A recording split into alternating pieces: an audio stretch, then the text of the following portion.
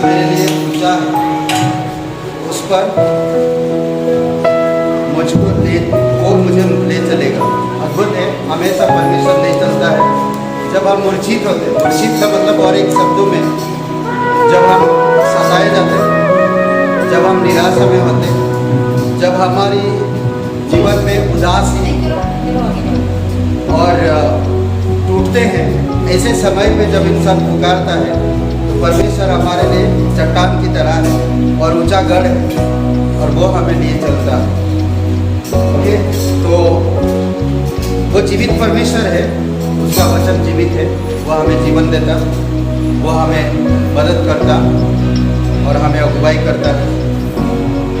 ठीक है, दिल से सच्चे मन से उसकी आराधना करें और उसकी महिमा करें। पिता परमेश्वर, हम धन्यवाद देते हैं, तू पराकर की सामर्थ्य सर्वशक्तिमान परमेश्वर है। तेरी दया और तेरी कृपा के अनुसार तू अगुवाई कर पिता। आज हमारी ऑटो की स्तुति रूपी बलिदान तुझे ग्रहण हो और हम आपसे ग्रहण कर सके। प्रभु यीशु मसीह, वचन आप हमारे हृदय को, मन की भावनाओं दूर करके प्रभु आत्मिकता की इच्छाओं में आप हमें भरना। प्रभु धन्यवाद देते यीशु मसीह तेरी लहू के लिए, धन्यवाद तेरे प्रेम के लिए, धन्यवाद तेरी अद्भुत योजना और कार्य के लिए जो हमारे जीवन में की। तेरे मार्ग और हमारे मार्ग में जमीन और आसमान का अंतर है। प्रभु हम धन्यवाद देते हैं, फिर भी तू हम लोगों से प्रेम करता और अपनी स्वभाव और अपनी गुणों में बढ़ाता है। धन्यवाद। अपने हाथों को उठाकर प्रभु को कहिए, प्रभु तेरा महिमा हो। धन्यवाद देते प्रभु, यीशु मसीह के नाम से मांगते हैं।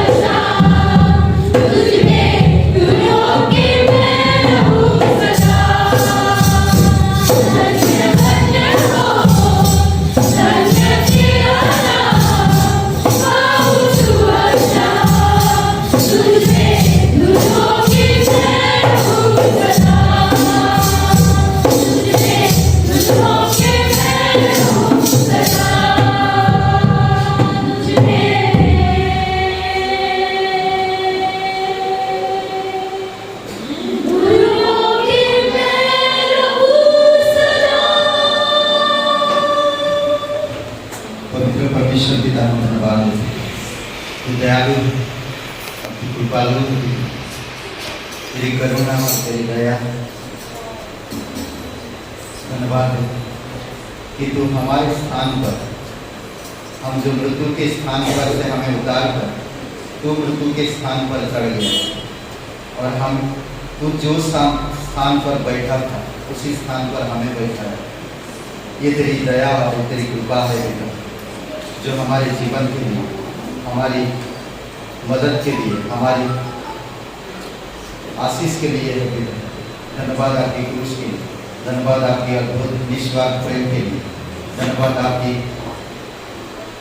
इस धरती का जीवन के लिए प्रभु, जो आपने दुख, कष्ट, निंदाएं, अपमान, बदनाम, ये सारी चीज़ों को सहा और मृत्यु का स्वाद को भी चाख लिया, क्रूस की मृत्यु को भी सह लिया।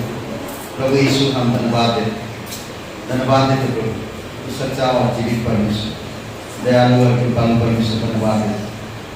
तू राजाओं का राजा, तू प्रभुओं का प्रभु, सर्वशक्तिमान परमेश्वर, तेरी दया और तेरी कृपा के अनुसार तो भाई कर।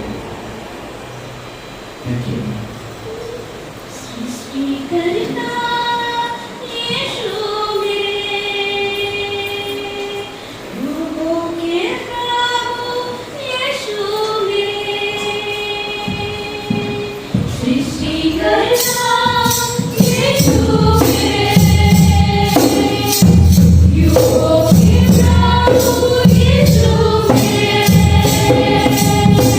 Ujjaye Tera Naam, Stuti Tevi Aadma.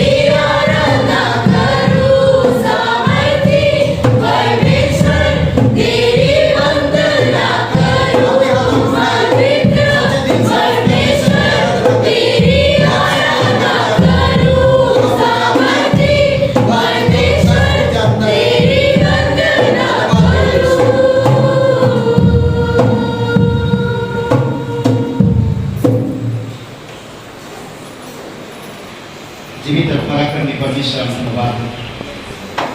तू सच्चा परमेश्वर, तू जीवित परमेश्वर, तू सारी सृष्टि को बनाया, हर एक लोगों को तू जानता है व्यक्तिगत रूप से, उनकी पूर्व, उनकी वर्तमान, उनकी भविष्य जानता है। प्रभु ईश्वर हम धन्यवाद करते हैं, तो हमारी अपराध और गुनाह को हमसे दूर करने के लिए तू स्वर्ग छोड़कर इस धरती पर आया और हमारी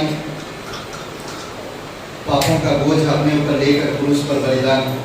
हे ईश्वर हम धन्यवाद देते, जहाँ हमें दंडित होना था तू वहाँ पर दंडित हुआ और हमें छुड़ाया, हमें माफ किया, हम पर करुणा और दया दिया, दिखाया और हमें नया जीवन दिया। आज इस नया जीवन को हम ऐसे जाने ना देते।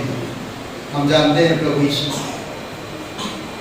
स्वर्ग और पृथ्वी में और दूसरा कोई नाम नहीं है जिससे लोग उद्धार पा सके, मुक्ति पा सके। आज लोग बीमारी में, परेशानी में, तकलीफ में, तेरा वचन कहता है बोझ तले दबे लोग मेरे पास आओ, मैं तुम्हें विश्राम दूंगा। प्रभु ईश्वर आज प्रत्येक हृदय आत्मा को स्पर्श करो, तेरी अनुग्रह के अनुसार, तेरी वचन के अनुसार तू स्वर्ग से बातें करो, उनके मन की बात तू जानता है बेटा। धन्यवाद देते प्रभु ईश्वर, धन्यवाद देते यीशु नासरी के नाम से मांगते, आमीन। आइए हम लोग एक प्रार्थना करते हैं और डायरेक्ट संदेश में चलेंगे। और संदेश का नाम शीर्षक होगा परमेश्वर उसकी प्रतीक्षा करो। परमेश्वर है जो सारी सृष्टि का बनाने वाला और उसकी हमें प्रतीक्षा करना। उसके समान और कोई नहीं है ना, वहाँ कोई और नहीं है। परमेश्वर उसकी प्रतीक्षा करो, वहाँ कोई और नहीं है या यहाँ और कोई नहीं है। ठीक है, यशायाह किताब खोलिए, यशायाह 40 28 से 31 और 44 का 8।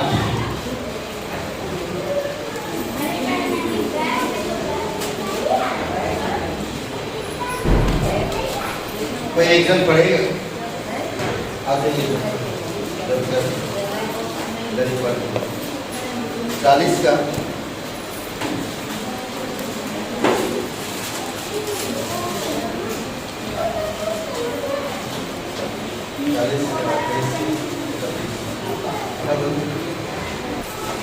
40 को अपने स्थान पे खड़े होकर कुछ वचन पढ़ते हैं। ऐसा का अध्याय 40 का 28 से 31 वचन।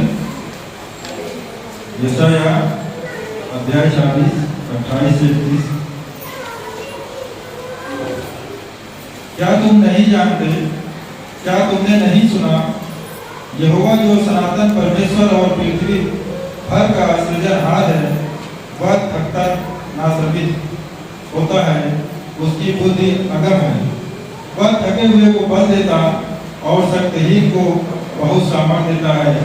तरुण तो थकते और श्रमित हो जाते हैं और जवान ठोकर खाकर गिरते हैं, परंतु जो यहोवा की बाट जोहते हैं वे नया बल प्राप्त करते जाएंगे। वे उकाओं के समान वे दौड़ेंगे और श्रमित ना होंगे, चलेंगे और थकित ना होंगे। आइए नेक्स्ट वचन पढ़ेंगे, अध्याय 44 का 8 वचन। मत डरो और ना भयभीत हो, क्या मैंने प्राचीन काल ही से बातें तुम्हें नहीं सुनाई और तुम पर प्रकट नहीं की? तुम मेरे साक्षी हो। क्या मुझे छोड़ कोई और परमेश्वर है? नहीं, मुझे छोड़ कोई चट्टान नहीं, मैं किसी और को नहीं जानता। आइए इस वचन के लिए प्रार्थना करते हैं। प्रभु यीशु मसीह हम धन्यवाद करते हैं पिता इस वचन के लिए। पिता परमेश्वर तुम्हारे हृदय और आत्मा से बातें करना, इस वचन को समझने के तू हम सबको शक्ति दे पिता परमेश्वर, और ज्ञान बुद्धि समझ की आत्मा दे ताकि इस वचन को समझ सके पिता। धन्यवाद करते हैं यीशु मसीह के नाम से, आमीन।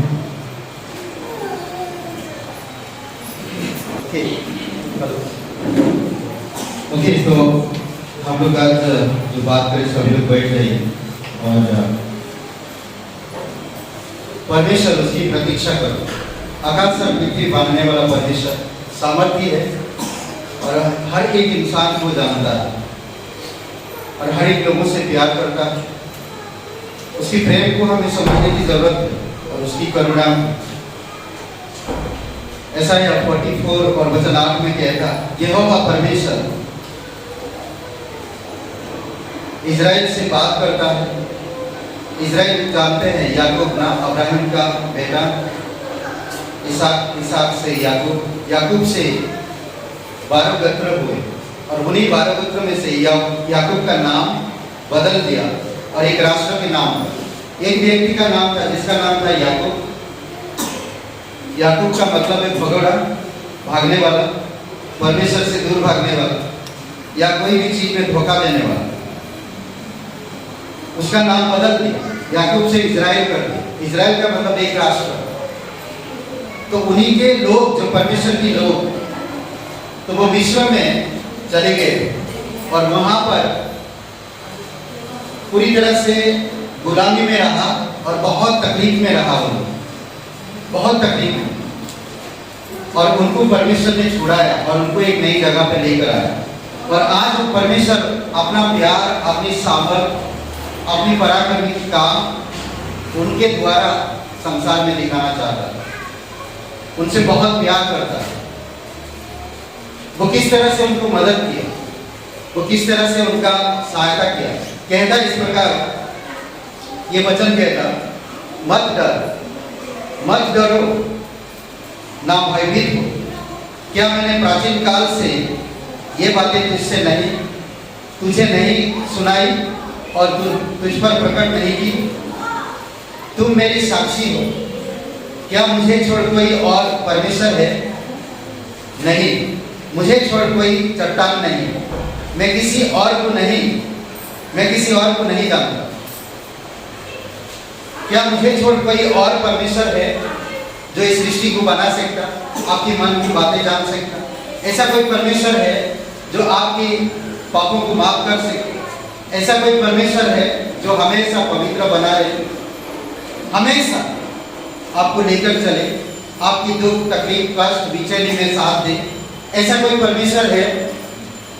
ऐसा कोई है जो आपके दुख को सुने और समझे? ऐसा कोई है जो आपके साथ दे? वही है जो सारी सृष्टि को बनाने वाला परमेश्वर। वो आपकी मन की बात जानता है, वो आपकी परिस्थितियों को जानता है, वो आपकी बैठना उठना, आपकी विचार, आपकी वर्तमान, आपकी भूत वर्तमान और भविष्य वो अच्छी तरह से जानता है। वो सच्चा परमेश्वर है, वो जीवित परमेश्वर। इसमें एक शब्द इस्तेमाल करता है, कहता है दो चीजें, कहता मत डरो और ना भयभीत हो। मुझ पर भरोसा करते हो, भरोसा रखो, मत डरो। क्या मैंने प्राचीन काल से ये सब बातें नहीं दिखाई? सृष्टि के द्वारा आप उसे जान सकते कि वो कितना करुणामय है, कितना दयालु है, कितना प्रेमी है। आप इस सृष्टि के द्वारा जान सकते,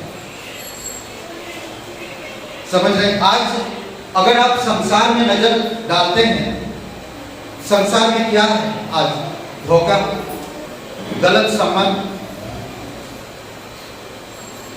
पाप, अपराध, आत्महत्याएं, धोखा ना, अलग अलग चरित्र स्वभाव में आज लोगों को देखेंगे हर जगह। तो लोग सेटिस्फाइड नहीं हो पाते, खुश नहीं है। परमेश्वर के बिना खुश नहीं रह पाएगा इंसान, चाहे वो कितना भी कुछ कर ले। परमेश्वर ही है जो उसे पूरा खुश कर सकता और आनंद दे सकता। इसलिए परमेश्वर कहता ना, परमेश्वर को सुख का मोल जान, यह वक्त सुख का मोल जान, वही तेरे मनोरथों को पूरा करेगा। अद्भुत है, वही हमारे मनोरथों को पूरा करेगा। स्वर्ग और पृथ्वी, हम पृथ्वी पर है, परमेश्वर स्वर्ग में है। वो कहता है, उसका वचन कहता कि पवित्र बाइबल में आपको हर एक चीजें परमेश्वर की मिलेगी। वो हर एक बातों को दिखाया, कैसे आपको जीना है, कैसे प्रार्थना करना, कैसे आराधना करना, कैसे उसे जानना है। वो कहता स्वर्ग मेरा सिंहासन है, पृथ्वी मेरे चरणों की चौकी है। हम उसके चरणों में हैं। क्या सच में हम उसके चरणों में हैं? क्या हम उसे जान रहे हैं? क्या हम उसे समझ रहे हैं? वो परमेश्वर कहता मैं सारे सृष्टि को बनाया और मैं शांति भी देता हूं, मैं प्रेम करता हूं, मैं माफ करता हूं, मैं उनके पापों को कभी स्मरण नहीं करता, मैं उन्हें क्षमा करता हूं। मैं वो परमेश्वर जो सनातन शुरू से मैं तुम्हें बताते आया हूं, तुम मुझे जानते हो। सोचिए, शादी में हम देखे पति पत्नी वादा करते हैं, सुख में दुख में हर समय मैं तुम्हारा साथ दूंगा। पत्नी इधर घर में परेशान है, पति का संगति चाहिए, पति को फोन लगाते हैं ऑफिस में, फोन लगाते हैं, पति बोलते थोड़ा मीटिंग है आज बिजी है, तुम एक काम करो ना, कॉल कर लो, ऑनलाइन मंगा लो, थोड़ा पेट ठीक हो जाएगा, सर दर्द चला जाएगा, पीछे नहीं चला जाएगा, ऑनलाइन मंगा लो। कुछ भी संगति चाहिए और कुछ नहीं। शादी में वादा हुआ पर वो वादा से मुकर गया, आज बिजी है, आज व्यस्त। कई सारे इंसान खुद गलतियां करता है पर वो अपनी गलतियों को नहीं देखता, वो तुरंत ईश्वर को लगाता है, दोष लगाता, दोष लगा देता है। कई बार हम लोगों को देखें, इंसान के बारे में चुगली करता है और वो खुद के बारे में नहीं सोचता, वो खुद के बारे में नहीं सोचता। मैं पास्टर अभिराम की बुराई कर सकता हूँ लोगों के बीच में, उसको जाकर मैं बुराई कर सकता, यहाँ की बातें मैं उसको पहुंचा सकता, उसे बता सकता, और वो इंसान पूरा फैला देता है। बहुत सारे ऐसे कार्य हैं जो हम करते हैं, पर कभी सोचा कि मैं क्या कर रहा हूं? क्या मैं परमेश्वर की भलाई में हूं? क्या मैं परमेश्वर की आत्मा में काम कर रहा हूं? क्या मैं परमेश्वर को जानता हूं? ये सारे चीजें अपने आप को इंसान अच्छा करने के लिए किसी का बुराई किसी के सामने कर देता है। ये शैतान का चरित्र है, ये परमेश्वर का चरित्र ऐसा नहीं। परमेश्वर कभी किसी का पक्षपात नहीं करता, चाहे वो कैसे भी इंसान हो, हर एक इंसान से प्यार करता है। क्या मुझे छोड़ कोई परमेश्वर है? कौन आपका परवाह करेगा? कौन आपसे प्रेम करेगा? कौन आपके पापों को माफ करेगा? कौन आपको समझेगा? कौन आपको जानेगा? कौन आपकी सुख में, दुख में, आपकी परेशानियों में, आपकी दर्द में, आपकी बेचैनी में, आपके अकेलेपन में साथ देगा? कोई नहीं।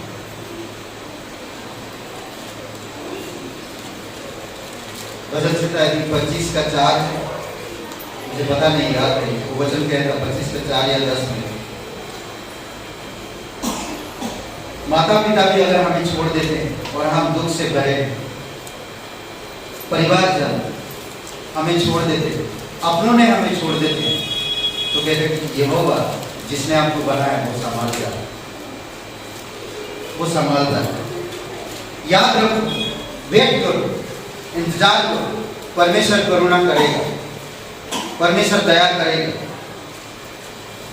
उसमें एक बात कहता, मुझे छोड़ कोई चट्टान है? ये चट्टान में बहुत साल पहले, आई थिंक, पता नहीं, मुझे लगता है 97, 92, 93 में या ऐसे समय पर दया सागर बोल के यीशु का पिक्चर है, हमारे भारत में वो बहुत प्रचलित हुआ वो पिक्चर, दया सागर। बहुतों ने देखा, दूरदर्शन में आता, बहुत लोगों ने प्रेरणा मिला, इससे बहुत लोगों को शांति मिला, और पूरे हमारे देश में बहुत सारी जगह पे इसके बारे में फैल गया, और बहुत सारे लोगों ने सुना, और सुन के उनकी जो जीवन था वो जीवन उनका परिवर्तन हुआ। बहुत सारे लोग गवाही दी कि दया सागर पिक्चर हमारे जीवन में एक शांति लेकर आया, दया सागर फिल्म हमारे जीवन में एक आशा लेकर आया, दया सागर हमारे जीवन में एक ऐसा आश्वासन लेकर आया, हमें मुक्ति उद्धार लेकर आया। हमारे जीवन में एक खुशी लेकर आए। बहुत सारे लोगों ने कहा, जब आर्टिकल लोगों ने पढ़ा तो दया सागर यीशु के बारे में दिखाया, यीशु का पिक्चर था और बताया लोगों को। कई सारे लोग उस पिक्चर को देखकर प्रेरणा मिला। बहुत सारे जगह पे लोगों को क्षमा मिला, यीशु को पाया, मुक्ति मिला, लोग आजाद हुए अंधेरेपन से, बीमारियों से, और लोगों को उद्देश्य मिला, जीवन का उद्देश्य मिला। उन्हें आत्मिकता, स्पिरिचुअली आत्मिकता मिला। उन्होंने परमेश्वर को पाया और परमेश्वर के रिश्तों को जाना इस पिक्चर के द्वारा। और हमारे शहर में बहुत सारे जगह पे उसके बारे में फैल गया, बहुत सारे लोग बात की, दूरदर्शन में दिखाया गया था, चालू रहता था लोगों के जुबान में। उसी समय हम भी प्रभु यीशु मसीह के बारे में जान पाए। कई बार हम नहीं जानते थे, सेकंड क्लास में, थर्ड क्लास में, फोर्थ क्लास में यीशु के बारे में एक कहानी रहता है और उस कहानी के द्वारा लोगों के जीवन को स्पर्श किया परमेश्वर। पौलुस कहता है, जो वचन आज कहता, मुझे छोड़ कोई चट्टान नहीं। पौलुस इस चट्टान के बारे में बात करता है। वही यहोवा है जो लोग तकलीफ में थे, गुलामी में थे, लोगों की बहु बेटियों पर अत्याचार हो रहा था और वो रात दिन मजदूरी कर रहे थे। एक ऐसी शहर में रह रहे थे जो पूरी तरह से अलग शहर था, भ्रष्ट से भरा हुआ था वो शहर। मिस्र की राजा की, फिरौन राजा की गुलामी में थी वो, और वहां से उनको परमेश्वर ने निकाला। और जब वहां से निकाला तो परमेश्वर वो चट्टान बनकर उनके साथ, वो चट्टान कौन था? और कोई नहीं था, यीशु मसीह था। उनके साथ साथ चलता था। पहला कुरिन्थियों का 10वां अध्याय वचन 4 में इस प्रकार कहता है, 4 वचन में, और सब ने एक ही आत्मिक जल पिया, क्योंकि वे उस आत्मिक चट्टान से पीते थे जो उनके साथ साथ चलती थी, और वह चट्टान मसीह था। निर्गमन किताब 17 अध्याय 1 से 9, गिनती अध्याय 20 1 से 13 में आप देख सकते हैं, पढ़ सकते हैं किस तरह से वो चट्टान कौन है? प्रभु यीशु मसीह। आज प्रभु यीशु मसीह पर जो विश्वास करता है, शांति, प्रेम, क्षमा और स्वतंत्र प्राप्त करता है, और वो समझ पाता जीवन का उद्देश्य क्या है इस धरती पर। हम जान पाते हैं जीवन थोड़ी समय के लिए है। बाइबल में तुलना किया जीवन के बारे में भाप के समान। हमारा जीवन भाप है। भाप कब तक दिखता है? थोड़ी समय के लिए, एक पल के लिए। हमारा जीवन भी वैसा ही है, एक पल के लिए है, थोड़ी समय के लिए हमारा जीवन है, उसके बाद फिर चला जाए। हमें नहीं मानते, कभी भी, कहीं भी कुछ भी हो सकता, ये थोड़ी समय है। अद्भुत है। वो चट्टान प्रभु यीशु मसीह है। पौलुस कहता, मैं भी पौलुस कहता, मसीह ही हमेशा इजराइल के साथ मार्ग में बना रहा, उनके साथ में रहा। समझ रहे? हमेशा। वचन संख्या 78 और वचन 15 में कहता, वह जंगल में चट्टान फाड़कर उनको मानो गहरे जलाशय से मनमाना पिलाया, मनमाना जल पिलाया, ठंडे ठंडे गहरे, इतनी बढ़िया पानी। वचन आप क्या बोलते हैं, आज मिनरल वाटर की परमेश्वर ऐसा पानी पिलाया था। समझ रहे? कितना प्यार करता हूं परमेश्वर। यशायाह 40 28 वचन, क्या तुम नहीं जानते? क्या तुमने नहीं सुना? यहोवा जो सनातन परमेश्वर है, पृथ्वी पर का सृजनहार है, वह ना थकता ना श्रमित होता है, उसकी बुद्धि अगमय। वो ईश्वर है जो कभी थकता नहीं, और जो उसकी भक्ति रखते हैं वो भी नहीं थकेंगे, वो मूर्छित नहीं होंगे, वो परेशान नहीं होंगे, क्योंकि वो उस परमेश्वर पर विश्वास करते हैं जो कभी थकता नहीं, श्रमित नहीं होता। वो हमारा सृजनहार है, ये सारी सृष्टि का बनाने वाला है। आपको मुझे वही कहेगा, क्या तुम नहीं जानते? हर एक इंसान के हर एक विवेक में ईश्वर ने डाला है कि उसको जान सके। हर एक इंसान के अंदर ये कुछ तो दिया है परमेश्वर, जो आज कहीं ना कहीं इंसान भक्ति करता है, परंतु वो व्यक्ति सच्चे ईश्वर पर जब लगाता है, सिंपल सी बात, अगर हम देखते हैं एक छोटा बच्चा है, वो अपने माँ बाप को जानता, माँ बाप उसको जानते हैं, वो बच्चा खो जाता है, वो बच्चा खो जाता है। इस धरती पर उसकी माँ बाप की दिखने जैसा लोग बहुत है। वो सबके पास गया, सबके आंचल खींच खींच के बोला मम्मी, उसकी मम्मी की जैसा, उसको माँ की जैसा उसको प्यार कोई नहीं दिया, उसे कहीं भी खुश नहीं हो पाया।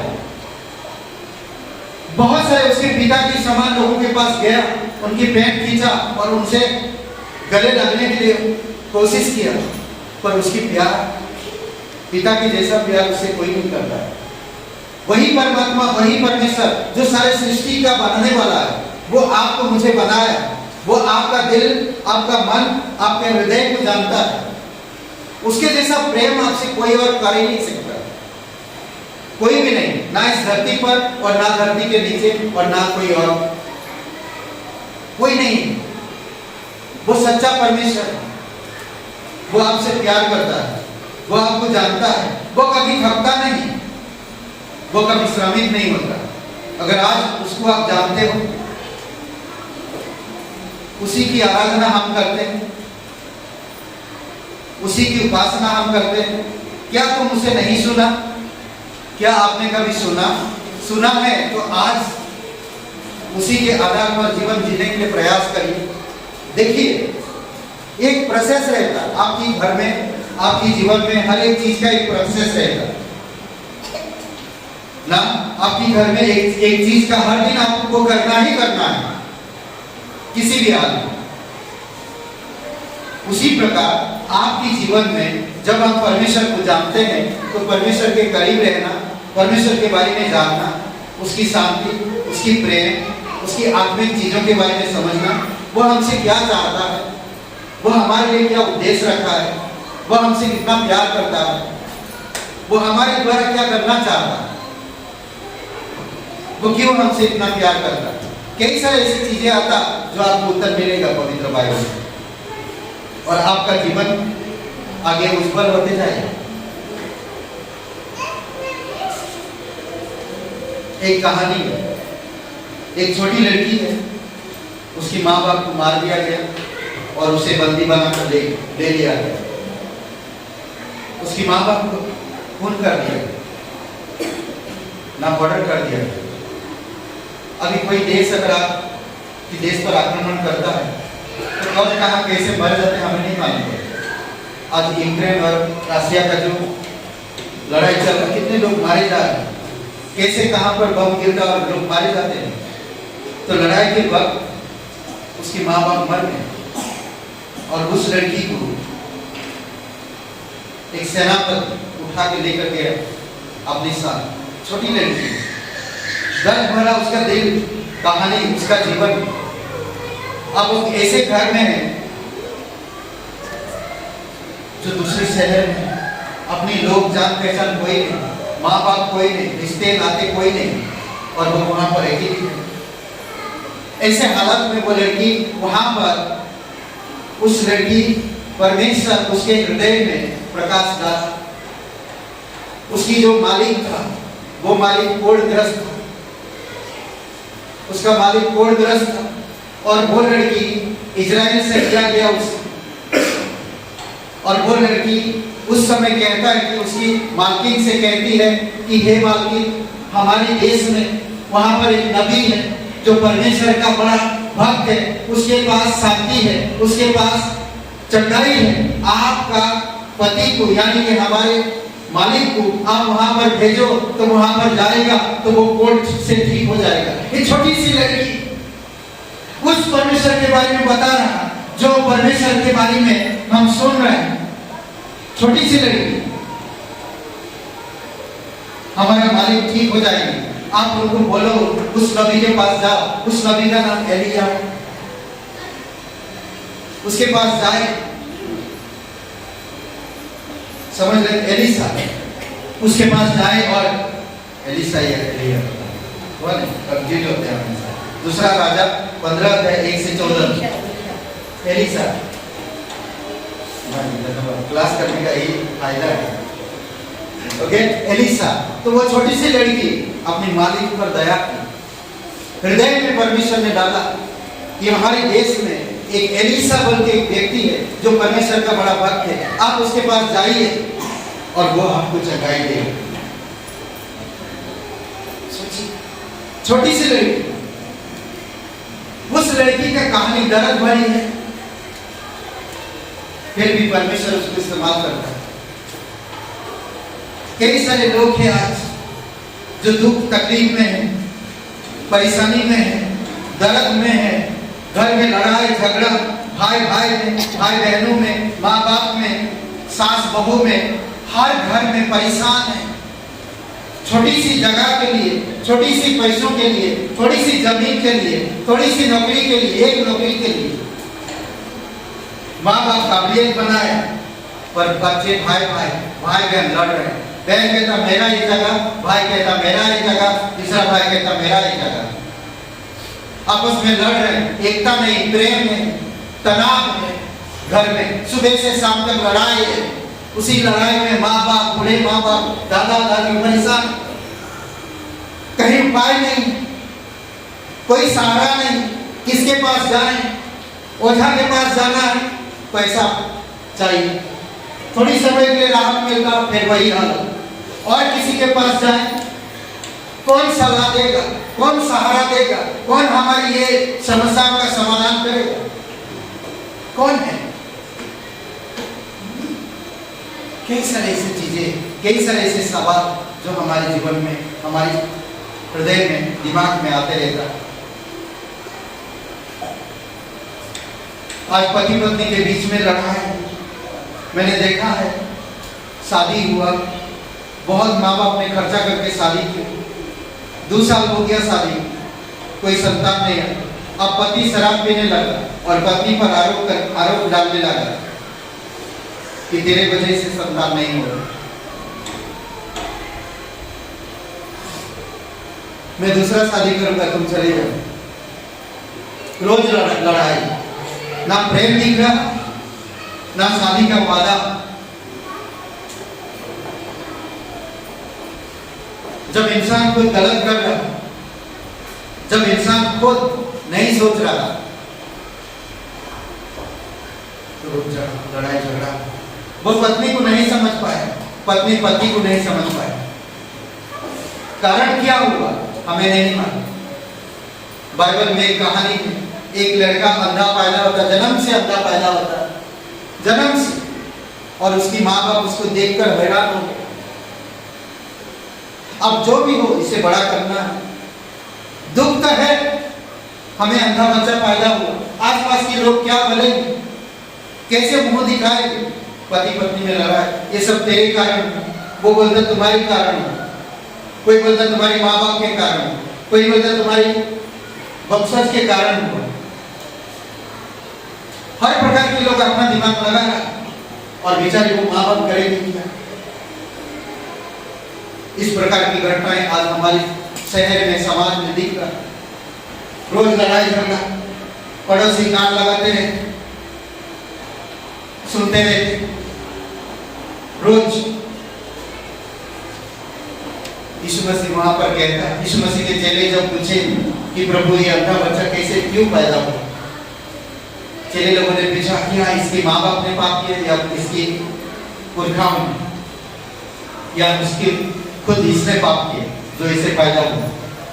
तो यीशु मसीह ने हर एक समाधान, हर एक लोगों का दिमाग को देखा, मन को देखा, क्या विचार करते हैं, और उन्होंने कहा सिर्फ इतना कि ये इसलिए हुआ है कि पवित्र परमेश्वर, सनातन परमेश्वर, जीवित परमेश्वर का महिमा इस घर में हो। और उस बच्चे का आंखों को स्पर्श किया और वो देखने लगा। सोचिए, थोड़ी समय के लिए पुकार रहा, मुझे यीशु को चाहिए। वो अंधा व्यक्ति रास्ता में भीख मांग रहा, और मुझे यीशु को चाहिए, मैं इंतजार कर रहा। यीशु वहां से गुजर रहा, भाई क्या ये क्यों शोर हो रहा है। यीशु नासरी जा रहा, तो उसने सब कुछ छोड़ा और कहा, हे यीशु मुझ पर दया कर। टूटे हुए दिल से, सच्चे मन से यीशु कहता उसे आने, उसकी आंखों को छुआ और वो देखने लगा। कितने दिनों से वो भीख मांग रहा, वो अंधा था, वो परेशान था। यीशु मसीह परमेश्वर किस तरह आपके जीवन में, मेरे जीवन में काम करेगा हमें नहीं मालूम। कई बार हम परेशान रहते हैं, कई बार हम तकलीफ में रहते हैं, कई बार हम निराश में रहते हैं, कई बार हम बिचले रहते हैं हर वक्त, कई बार हमारे दिमाग फटने लगता है। लोगों के जीवन में देखा हम, चिंताएं, समझ नहीं एक दूसरे, कई सारी चीजें। इसीलिए हमें सावधान रहना, हमें परमेश्वर के पास आना। वो कहता है, यहोवा के ऐश्वर्य से विस्मित होते हैं, हम अचंभा करने लगते हैं। उसकी जो महिमा, उसकी जो महानता, उसकी जो सामर्थ्य, उसकी जो पराक्रम, उसकी जो अद्भुत योजनाएं आप देखकर विस्मित होंगे। समझ में भजन संहिता 8:1-2 वचन में कहता,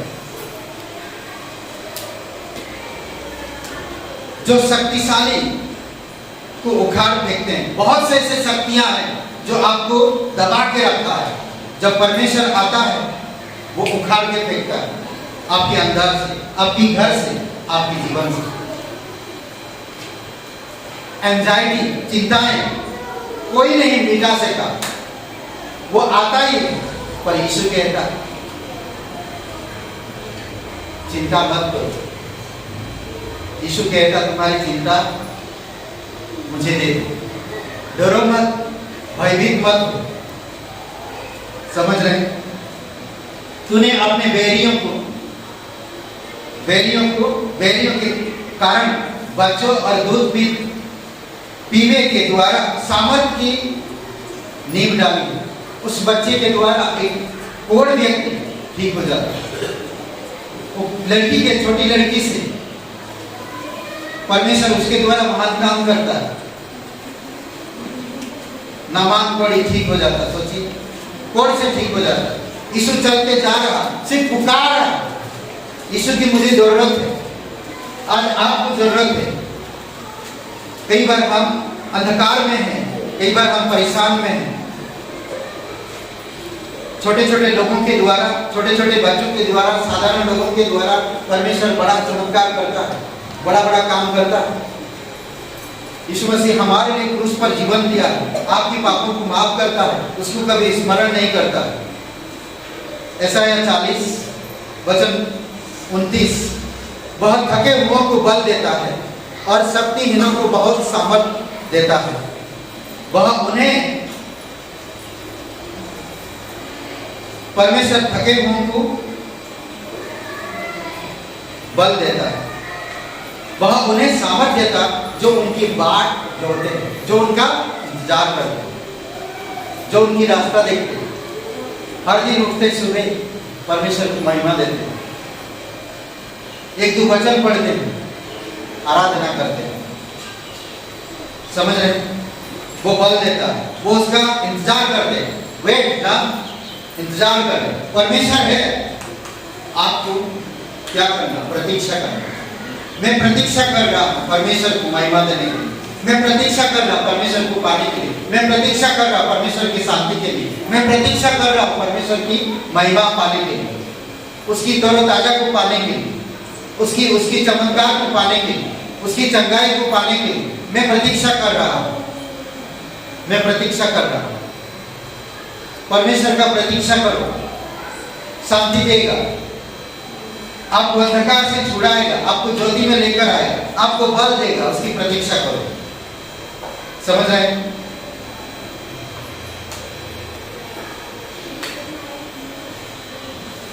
परमेश्वर थके हुए लोगों का प्राण तृप्त करता है। थके हुए लोगों का, कई बार आप और मैं थक जाते हैं। थकान मतलब जानते हैं, शरीर का थकान नहीं, आत्मा का थकान। आत्मा से हार जाते हैं, मन से हार जाते हैं, मन से टूट जाते हैं।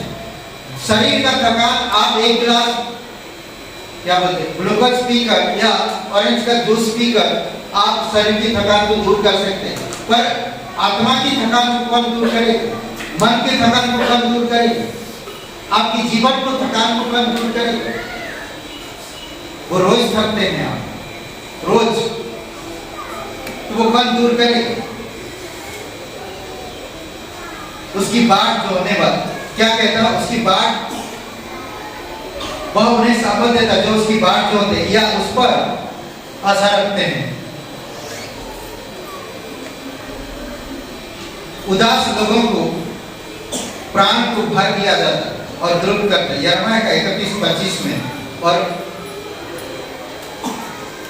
हमारे प्राण को भरता है, हमें अपनी करुणा और दया से भरता है, हमारी बेचैनी को दूर करके हमें शांति और आनंद का मुकुट बांधता है। यशायाह 40-30 में कहता तरुण तो थकते हैं, तरुण थकते हैं और श्रमित हो जाते हैं और जवान ठोकर खाकर गिरते हैं। इजराइल के विद्रोह, इजराइल लोगों को, परमेश्वर के लोगों को परमेश्वर के विरोध में काम करना पड़ा। इसी कारण से बहुत थके, पाप किए, बुरा व्यवहार किए, गलत संबंध रखे, तब लोग थके, आत्मा से टूटे, निराश हुए, उदास हुए, परमेश्वर के विद्रोह करके, परमेश्वर के विरोध में जाकर, उनकी शादी में प्रॉब्लम, उनकी फैमिली में प्रॉब्लम, उनकी व्यक्तिगत जीवन में प्रॉब्लम आई, शादी टूटने लगा, बच्चे बात नहीं सुन रहे, जवान लोग अपनी तरीके से जीवन जी रहे, परेशान, चिंताग्रस्त, नशाखोरी, जुआ, तमाम चीजों को लोग अपनाने लगा। क्यों? परमेश्वर के विरोध में जाकर, परमेश्वर की विद्रोह कर, कई सारी चीजों में ये लोग खो गए। इसीलिए परमेश्वर कहता, यिर्मयाह कहता कि मृत्यु हमारी खिड़की से होकर हमारे महलों में घुस आई। मृत्यु, मौत हमारी खिड़की में होकर हमारे महलों में, हमारी कमरों में घुस आया। आज कमरों के अंदर लोग गलत चीजें करते हैं, गलत चीजें करते हैं कमरों में के अंदर बैठकर। समझ रहे? कई सारे आज इंटरनेट में, कई सारे आज मोबाइल फोन में, कई सारे आज अलग अलग चीजों में लोग आज परेशान, माँ बाप से रिश्ता नहीं रखते, पति से पत्नी से रिश्ता नहीं सही तरह से होता, किसी से बात नहीं करते, मोबाइल में, फेसबुक में, इंस्टाग्राम में, टेलीग्राम में, तमाम चीजों में लोग घुसे रहते और वहां क्या कर रहे हैं? गलत काम कर रहे हैं, परमेश्वर के विरोध में काम कर रहे हैं। एक कमरे में क्या कर रहे हैं? पढ़ रहे हैं। क्या कर रहे हैं? बस कुछ काम था वो कर रहे हैं, ऑफिस का काम। बहुत सारे ऐसे लोग जो आज परमेश्वर के विरोध में काम कर रहे हैं।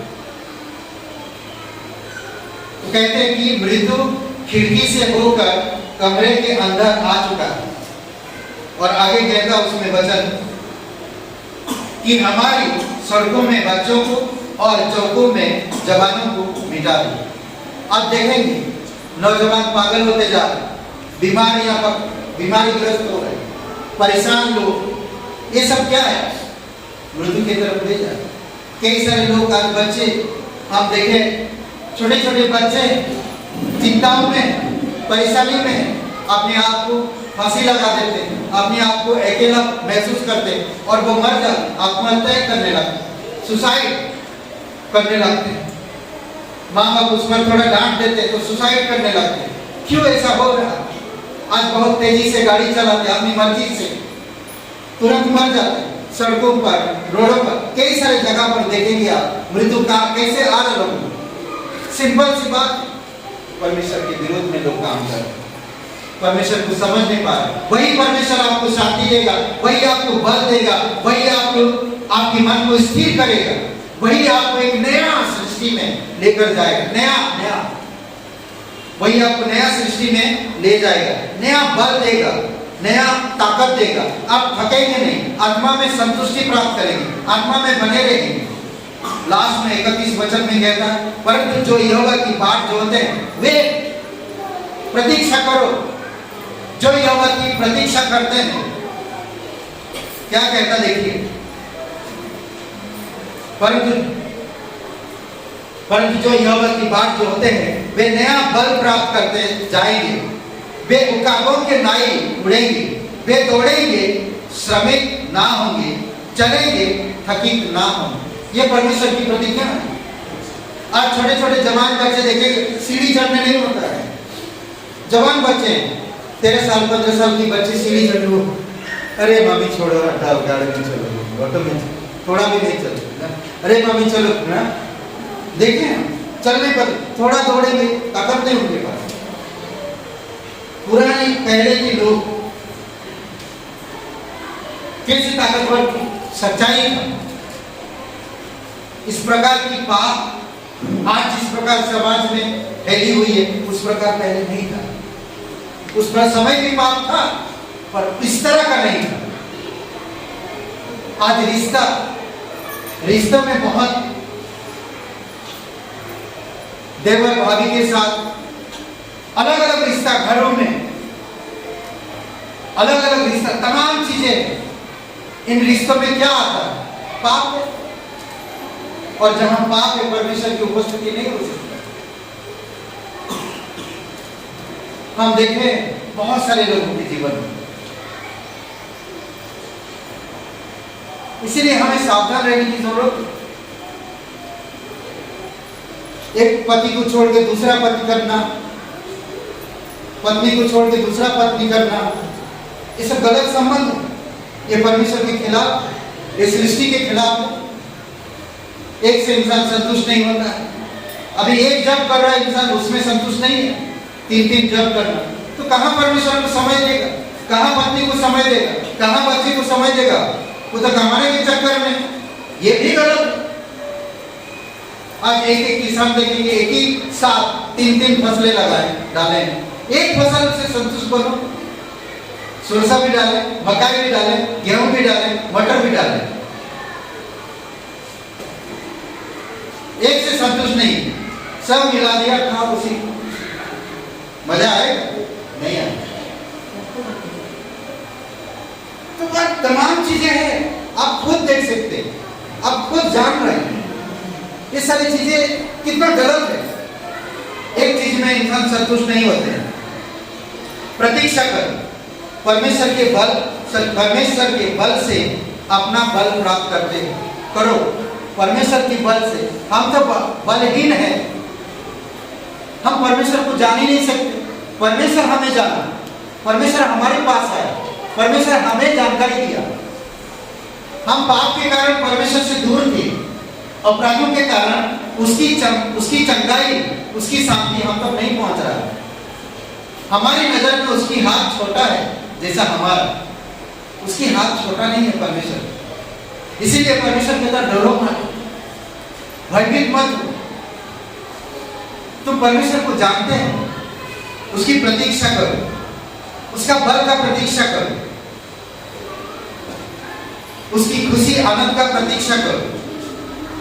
प्रतीक्षा करो, परमेश्वर प्रतीक्षा करने वालों को उसकी जो लालसाएं होती है वो पूरा करता है। वचन संहिता 103 और वचन 5, उत्तम पदार्थों से तृप्त करता है। तेरी जवानी की उकाब के समान नहीं होते जाएगा। उकाब के समान नया बल प्राप्त करेगा, नया होते जाएगा। समझ रहे हैं? आयुब कहता है, आयुब का 17:9 में, अच्छे काम करने वालों पर बल पाते हैं। अच्छे काम करने वाले बल पर बल पाते हैं। वो कभी थकेंगे नहीं, वो कभी निराश नहीं होंगे, वो अपना हक नहीं जताएंगे, वो समझदार होंगे, वो समझदार होंगे और समझ के साथ सिस्टमेटिकली काम करेंगे। हर एक चीज का सिस्टम होता है। फैमिली में भी एक सिस्टम होता है, परिवार में, बच्चों में, हर जगह आप कहीं भी जाओ सिस्टमेटिकली चीजें होती हैं। जब सिस्टम गड़बड़ा जाता है तो सब चीजें गड़बड़ा जाता है। समझ रहे हैं? योएल का 2 अध्याय वचन 7 में कहता, परमेश्वर आपकी आशा कभी टूटने नहीं देगा। परमेश्वर आपकी आशा को कभी टूटने नहीं देगा। परमेश्वर का प्रतीक्षा करो, उसके जैसा कोई और परमेश्वर है नहीं। उसका इंतजार करो। वो आपसे प्यार करता, वो आपके लिए क्रूस पर जीवन दिया, वो आपको नया बल देना चाहता, नया जीवन देना चाहता, आपको अनंत आशीष देना चाहता, अनंत आशीष, आपको उस शांति में, उस आनंद में ले जाना चाहता जिससे आप खुश रहे, आनंद रहे, शांति में रहे। समझ रहे? आपके द्वारा परमेश्वर महान काम करना चाहता। परमेश्वर प्रभु यीशु मसीह पर ध्यान करो, जिसने अपने विरोध में पापियों का इतना विरोध सह लिया। तुम निराश मत हो, इंतजार करो परमेश्वर का, प्रतीक्षा करो, साथ मत छोड़ो। प्रभु यीशु मसीह कहता, किसी भी बात की चिंता मत करो। परमेश्वर कहता, चिंता करके तुम क्या आयु बढ़ा सकते हो, आयु घटा सकते हो, तो चिंता क्यों करते हो? परमेश्वर का प्रतीक्षा करो, भला काम करने में साहस ना छोड़ो। गलतियों का 6:9 में परमेश्वर का प्रतीक्षा करो और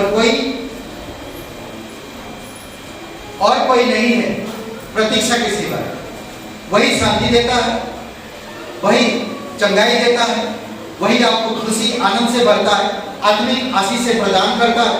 वही आपको ले चलेगा, वही आप आगे और पीछे घेरे रहेगा, वही आपको महामारी से छुड़ाएगा, बचाएगा, वही आपको शैतान की हर एक चाल से छुड़ाएगा, वही आपको ऊंचा करेगा, वो थकने नहीं देगा, आपकी आत्मा की मूर्छित होने नहीं देगा, आपकी आत्मा को मूर्छित होने नहीं देगा। वो आपसे प्यार करता, वो आपके लिए जीवन दिया, वो आपको नया बल देना चाहता, वो आपको नई सृष्टि में, नई ताकत में ले जाना चाहता है। 2 कुरिन्थियों का 4:1 हमें दया की सेवा मिला तो हमें साहस नहीं छोड़ना चाहिए। दया की सेवा मिला, वचन 16 में कहता, हम हियाव नहीं छोड़ते।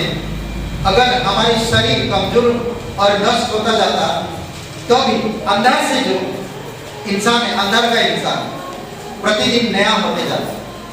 अंदर का इंसान वो स्पिरिचुअली में ना, आत्मिकता में आप मजबूत होते जाते। शरीर कमजोर होगा, शरीर में ताकत नहीं, शरीर नाश होते जा रहा, पर आप आत्मा में मजबूत होते जा रहे। परमेश्वर के साथ कहते हैं कि शरीर का कमजोरी आप डॉक्टर या एक्सरसाइज या आप और कोई चीज करके शरीर की कमजोरी को दूर कर सकते, पर आत्मा जब दुखी होगा तो क्या होगा? कहाँ जाएंगे? आत्मा बीमार है तो आप कहाँ जाएंगे? तो आपका परमेश्वर है, उसके पास आइए, वो आपकी आत्मा को खुश करेगा और उसको संतुष्टि करेगा और उसे सामर्थ्य प्रदान करेगा। परमेश्वर समासीन, परमेश्वर क्षमा करता है। आमीन। आइए अनाउंसमेंट करेंगे। आइए हम उस सच्चे और जिंदा परमेश्वर के लिए जोरदार ताली बजाएं। आज इस सभा में कोई भाई बहन यदि पहली बार आए हैं तो अपने हाथों को उठा सकते हैं। जो पहली बार आए हैं खड़े हो जाइए अपने स्थान पे। क्या नाम ब्रदर? अनुराग जी का जोरदार तालियों से स्वागत।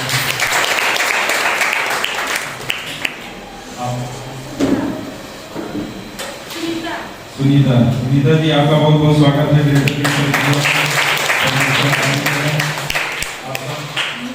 मीरा जी आपका बहुत बहुत स्वागत है।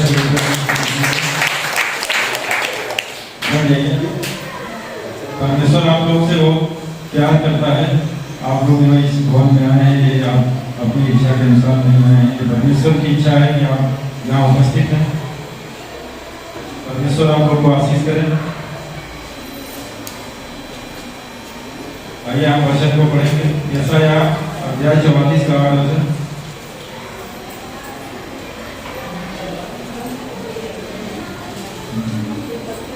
मत डरो और ना भयमान हो। क्या मैंने प्राचीन काल से ही ये बातें तुम्हें नहीं सुनाई और तुम पर प्रकट नहीं की? तुम मेरे साक्षी हो। क्या मुझे छोड़ कोई और परमेश्वर है? नहीं, मुझे छोड़ कोई चट्टान नहीं, मैं किसी और को नहीं जानता। परमेश्वर का वचन हमें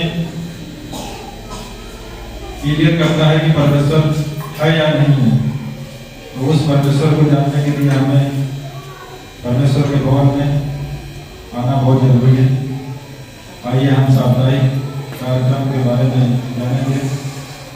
जैसा आप सभी जानते हैं, हर रविवार बाइबल सभा होती है यहाँ पे गाइडेंस पब्लिक स्कूल, जहाँ इस समय आप लोग उपस्थित हैं। समय है 10:30 बजे से 1 बजे तक। मंगलवार प्रार्थना का समय होता है 7 बजे।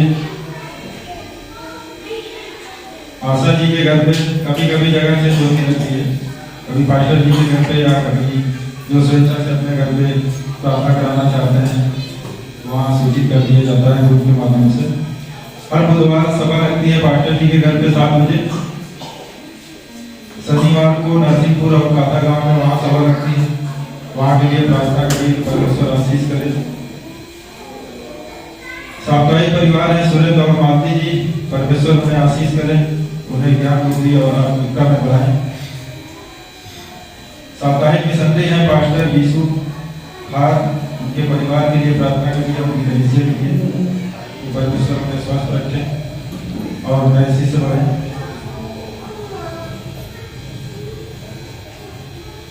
कुछ नाम है यहाँ पे, इनके लिए प्रार्थना करना है। प्रीति, उनके सिर में दर्द हो रहा है।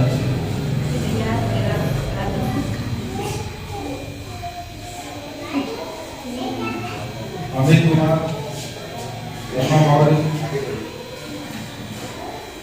संतान से आशीषित हो। कुछ नाम है यहाँ पे, आशा जी, सेरू, भूजा जी, फैजाबाद, नेहा जी और शिल्पा जी काता गांव से हैं।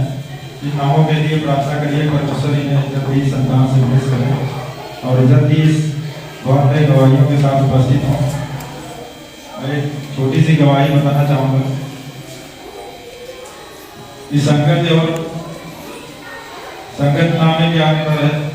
जब हम संगत नहीं करते हैं तो शैतान हमारे पीछे होता है और हम सक्सेस नहीं होते हैं और अपने मार्ग से भटक जाते हैं। ऐसी कुछ कहानी हमारे गांव से है। पिछले कोरोना काल में हम लोग सुसमाचार सुनाए थे। सिस्टर थी, उनको हमने बताया, उनका विश्वास बहुत ही ज़्यादा बढ़ गया और परमेश्वर पे काफ़ी बिलीव करती हैं वो। लेकिन अभी बीच में कुछ समस्या आ गई परिवार की तरफ से। परिवार वालों ने हमें प्रार्थना करने से मना कर दिया और उनके घर की स्थिति काफ़ी बिगड़ गई और उनके घर में कुछ टाइम ट्रेजेडी हो गई थी, देहांत हो गया था किसी का। तो अभी बीच में हम लोग गाँव गए हुए थे, होली के समय था होली का।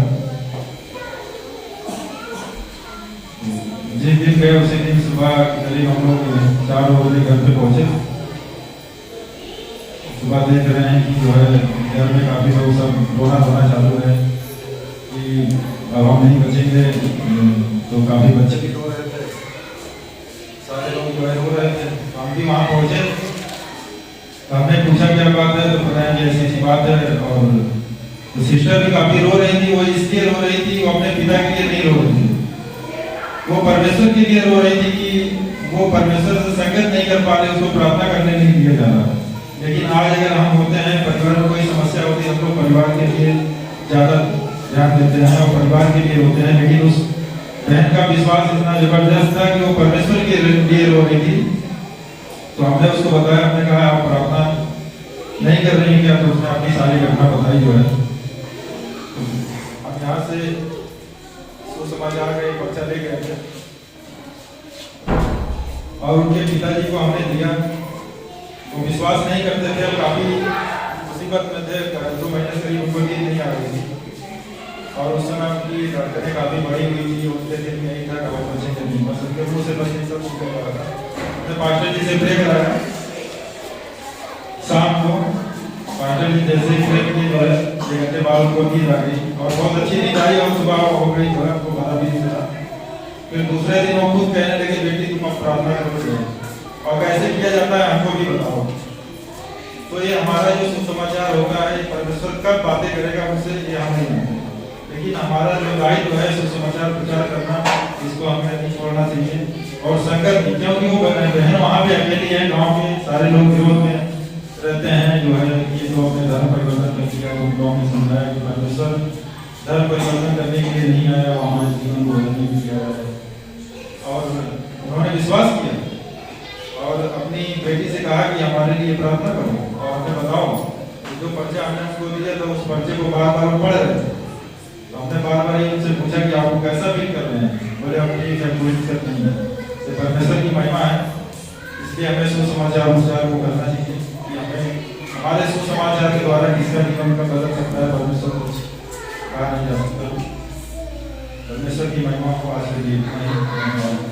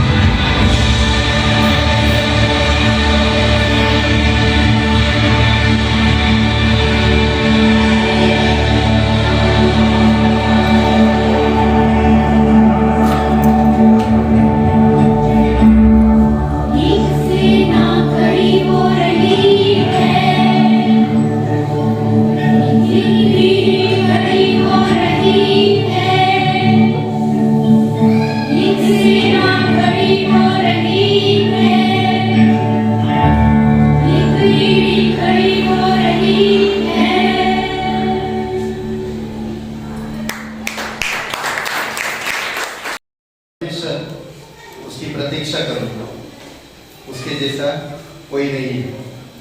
कुछ बातें हैं जो बताना चाहता हूं। सनातन परमेश्वर मूर्छित नहीं होता, उसके जैसा कोई नहीं है, लेकिन हम उसे दुखी करते हैं,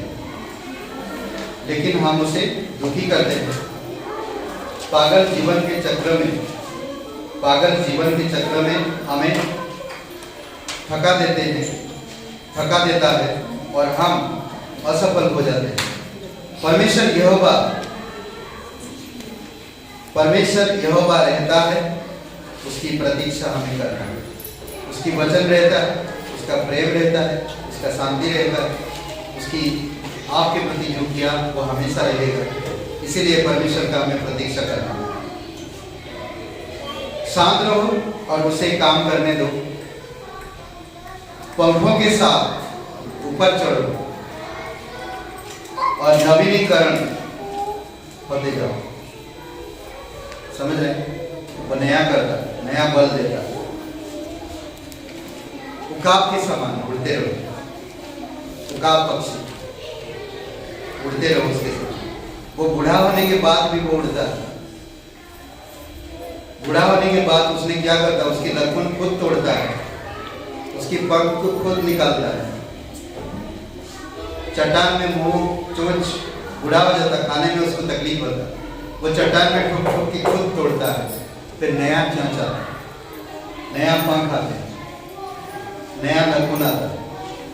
तो उसी तरह परमेश्वर हमारे जीवन को करता है, हमारी गंदगी को साफ करता है, हमारे पाप को हमसे दूर करता है, हमारे बुरे स्वभाव नया बनाता है, हमारे मन जो टूटा है उसको सही करता है और हमें शांति में ऊपर ले जाता है। परमेश्वर की अनुग्रह है। आइए भेंट के लिए प्रार्थना करें। पवित्र महान और सर्वशक्तिमान परमेश्वर पिता हम धन्यवाद देते हैं। हम पापियों पर करुणा और दया किया और आपने लौता पुत्र दे दिया। प्रभु ईश्वर से हम अपराधियों से प्रेम किया, जब हम गुनहगार थे तभी आपने हमसे प्रेम किया और हम सभी लोगों के लिए अपना प्राण दिया। इसलिए प्रभु तेरी महिमा करते हैं और धन्यवाद देते हैं। प्रत्येक भाई बहन को अभिषेक करो, इस भेंट के लिए तेरे चरणों पर रखते हैं। तेरी दया और तेरी कृपा के अनुसार रखवाई यीशु मसीह के नाम से मांगते हैं, आमीन।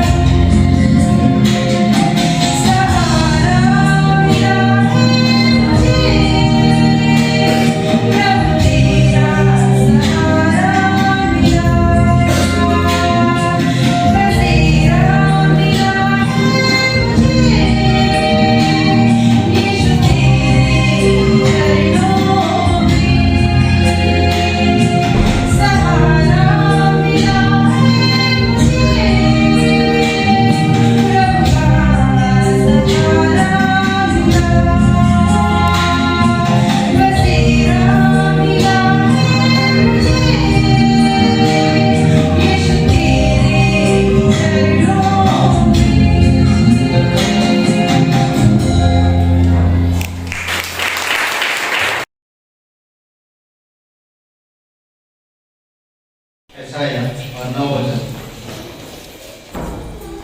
पढ़िए दोस्त। जो मूर्त खोदकर बनाते हैं वे सब के सब व्यर्थ हैं, और जिन वस्तुओं में वे आनंद ढूंढते उनसे कुछ लाभ ना होगा।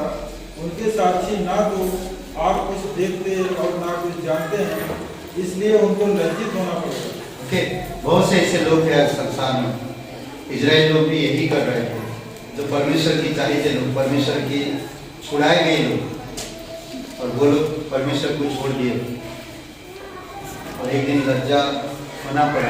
और संसार में भी यही चीज़ है, और इसीलिए हमें सावधान रहना, हमें परमेश्वर की जो प्रेम और उसकी दया को ग्रहण करना, और हमें उस पर भरोसा रख के आगे बढ़ना। आइए हम सब लोग आंखें बंद करते हैं और प्रार्थना करते हैं। सबकी आंखें बंद है, सबके सर झुके हुए हैं। कोई भाई बहन नहीं जानते कि आप इस अंत के बाद, जीवन के अंत के बाद आप कहाँ आनंद बिताएंगे।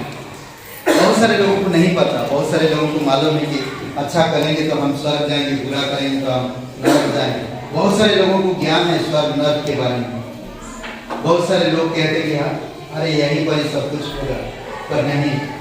परमेश्वर आपसे प्यार करता है, परमेश्वर कोई मकसद में आपको बनाया, परमेश्वर अपनी स्वरूप अपनी समानता में बनाया, परंतु हम परमेश्वर की आज्ञा का उल्लंघन करके हम परमेश्वर के विरोध में गए।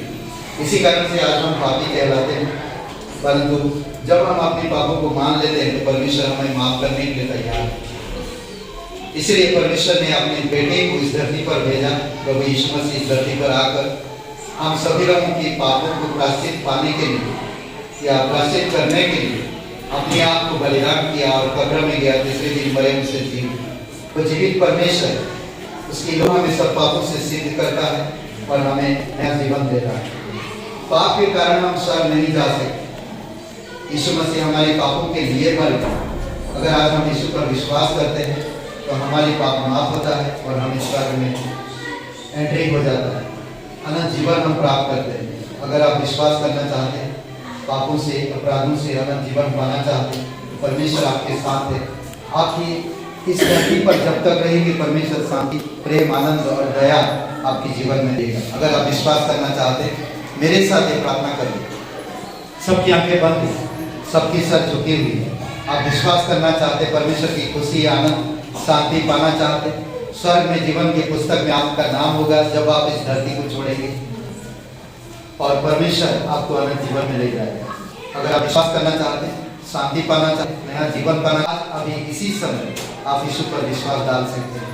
सबकी आंखें बंद है, सबकी सर झुकी हुई, आपके मन के अंदर ही प्रार्थना कर सकते। कहिए, हे यीशु, मैं जानता हूँ मैं एक पापी इंसान हूँ, मैं खुद को नहीं बचा सकता। मैं धन्यवाद करता तो मेरे पापों के लिए क्रूस पर जीवन कब्र में गए, तीसरे दिन मरे होने से जी उठा। तो जीवित परमेश्वर तन मन से तेरे बलिदान पर, तेरे गाड़े जाने पर, तेरे जी उठने पर मैं विश्वास करता, मुझे क्षमा कर दीजिए। धन्यवाद होता तो पवित्र परमेश्वर का एक लौता पुत्र यीशु मसीह मेरे उद्धार करता, मेरे मुक्ति दाता। धन्यवाद होता यीशु के नाम से, आमीन। आइए हम लोग सब खड़े होते हैं।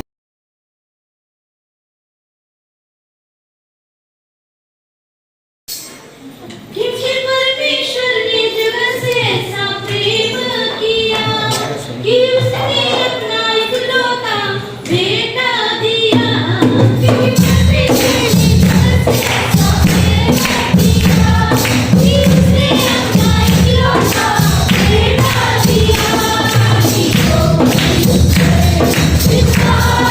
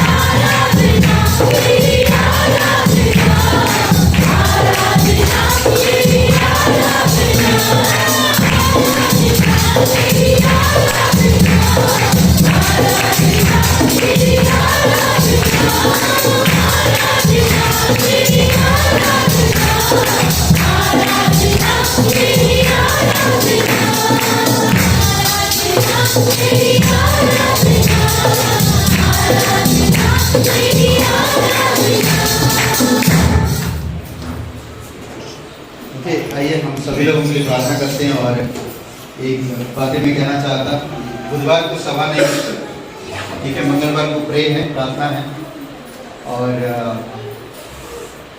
बुधवार गुरुवार और शुक्रवार क्लास नहीं, सभा नहीं, ठीक है। और यहाँ पर हमारे काफ़ी दिनों के बाद आरती जी हैं, स्वागत है आपका आरती जी। और अनुराग, बहुत बहुत धन्यवाद। डॉक्टर सागर भी आए हैं, आप सभी लोग भी जानते हैं। ओके, पवित्र महान और सर्वशक्तिमान परमेश्वर पिता, हम धन्यवाद देते हैं आपके प्रेम के लिए। आप हम सभी लोगों से प्यार करते हैं। यहाँ पर सभी भाई बहनों के हृदय को आप जानते हो पिता, घर परिवार को आप जानते हो प्रभु यीशु। उनके घर में शांति, व्यक्तिगत जीवन में आपकी खुशी, आनंद दीजिए, मन को स्थिर करिए पिता, और तेरी उपस्थिति उनके साथ रहे हमेशा। तेरे वचन उनके जीवन, उनके हृदय में घर करे पिता। तेरी शांति उनमें बसे और तेरी खुशी उनमें बनाई रखे। धन्यवाद है प्रत्येक लोगों तेरे विरोध में नहीं, बल्कि तेरे साथ भलाई में बढ़े। तेरी अनुग्रह को समझे, तेरे प्रेम को समझे, तेरी महानता और सामर्थ को समझे प्रभु यीशु। संसार में पाप हमें थोड़ी समय के लिए खुशी दे सकता है, परंतु तू हमें चिरस्थाई के लिए खुशी देता है प्रभु यीशु। आप हमें क्षमा करो, हमें प्रतीक्षा करने का दिल दो, हम तेरी प्रतीक्षा करें, वचनों में बढ़े, सिद्धांतों में बढ़े, तेरी उद्देश्य में बढ़े, तेरी कलीसिया में बढ़े, कलीसिया जीवन हम में दिखे, तेरे प्रेम का फल दिखे प्रभु यीशु, आत्मा का फल दिखे हमारे अंदर। धन्यवाद दे, नम्रता, दया और करुणा में हमें बढ़ा पिता, क्योंकि तू ये सारी चीज़ों गुणों से भरा हुआ है। धन्यवाद देते प्रभु यीशु। तू राजाओं का राजा, तू प्रभुओं का प्रभु, सर्वशक्तिमान परमेश्वर। प्रत्येक लोगों घर में, जॉब में, परिवार में शांति और प्रेम बनाई रखो पिता। आपका साथ रहे, आपकी सुरक्षा हमेशा रहे। धन्यवाद देते यहाँ पर सभी लोगों को, तेरी दया और कृपा बनाए रखो। धन्यवाद आज का दिन को, इस समय प्रार्थना हमारे उद्धार करता सर्वशक्तिमान प्रभु यीशु मसीह के नाम से मांगते हैं, आमीन। सबको आशीष मिले, बहुत बहुत धन्यवाद।